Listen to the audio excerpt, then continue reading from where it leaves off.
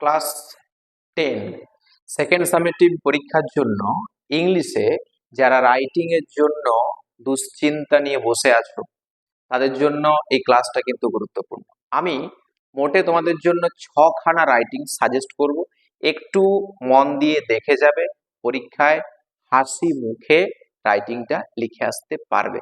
তাই মন দিয়ে এই ভিডিওটা একটু দেখে নাও। দেখো, আমি এখানে 6খানা রাইটিং তোমাদের জন্য সাজেস্ট করছি। আমাদের মোট রাইটিং এর নাম্বার কিন্তু 10, কিন্তু পার্ট আছে অনেকগুলো। ফার্স্ট পার্ট যেটা সবচেয়ে ভালো করে দেখবে সেটা হলো বিল্ডিং কনস্ট্রাকশন, একটা process writing, PROCESS process, WRITING। এই প্রসেস রাইটিংটা একটু ভালো করে দেখে যাবে। তোমাদের টেক্সচুয়াল রাইটিং কিন্তু এটা টেক্সটের মধ্যে দেখবে ছিল, এটা কিন্তু ভালো করে তোমরা দেখে যাবে, যেমন লিখে আসতে পারো। সেকেন্ড 2 নম্বরে বলেছি কি যে inter school district sports competition, এটা হচ্ছে নোটিশ, NOTICE। এই নোটিশটাও কিন্তু ভালো করে তোমরা দেখে যাবে, এটা কিন্তু আসার চান্স আছে। দেখো, যত বেশি তুমি বেশি করে জানবে তত বেশি তোমার জ্ঞানটা বাড়বে, তাই একটু বেশি করে জেনে নেওয়াটাও দরকার। তাই আমরা 2 নম্বরে কি করছি, inter school district sports competition. 3 নম্বর যেটা টপিকটা আমরা বেছে নিয়েছি সেটা কি, স্টোরি, একটা গল্প, যেটা তোমার টেক্সটে রয়েছে দেখবে, এ ক্রো অ্যান্ড দ্য ফক্স। এটা কিন্তু খুবই সহজ স্টোরি, যে কোনো স্টোরি আসুক তোমরা নিশ্চয়ই লিখে আসতে পারবে। এটা অন্তত ইংলিশ রাইটিং এর মধ্যে সবচেয়ে সহজ একটা পার্ট, গল্প লেখাটা একদম সোজা। তাহলে এখানে একটা স্টোরি সাজেস্ট করছি, যে স্টোরি কোনটা, এ ক্রো অ্যান্ড দ্য ফক্স, ওই কাক আর শেয়ালের গল্পটা।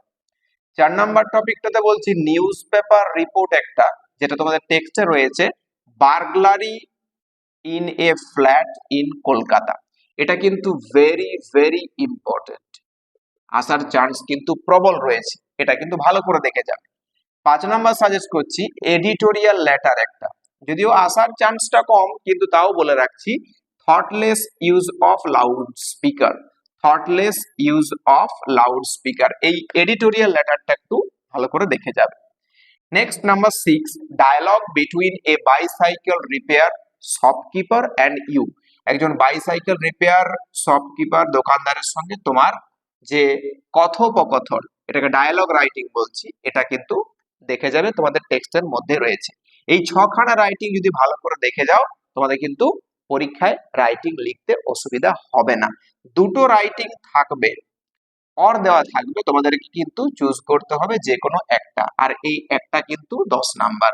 আর এই 10 নাম্বারটা পেতে গেলে একটু মন দিয়ে রাইটিং গুলো দেখে যাবে। আজকের রাতটা দেখলেই যথেষ্ট, একবার খাতার মধ্যে উল্টে লেখার মতো প্রবণতা যেমন তৈরি হয়ে যায়, এরকম ভাবে নিজেরা প্রস্তুত হয়ে যাও।